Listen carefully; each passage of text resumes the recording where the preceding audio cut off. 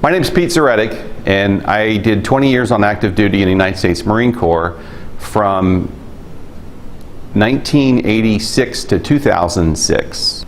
And I acted as a pilot, and I worked in aviation and aviation management pretty much most of my 20 years.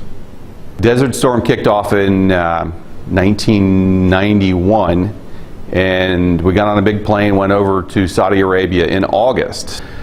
So we were some of the first Marines to get into country in Saudi Arabia, and so the mail was really slow, 6 weeks turnaround at best, and you can imagine my wife's telling me in a letter that something happened, and maybe the car wouldn't start, and then we turn around 6 weeks later and she'd already solved the problem, and I'd be addressing it, opening another letter, and she'd say, well, we bought another car, or we've fixed this, or we've moved on from that, we have other issues.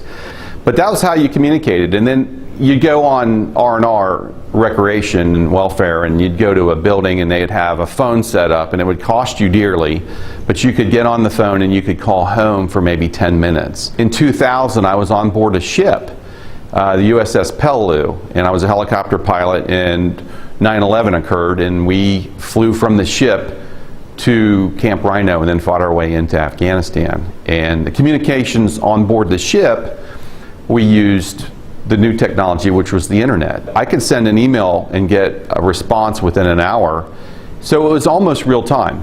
And then I commanded a squadron in 2004 to 2005 in the Anbar province in Iraq, and then we had a SATCOM telephone, which was pretty cool. So now we're out in the dirt, and we got this phone, flip it up, it talks to the satellites straight to your house.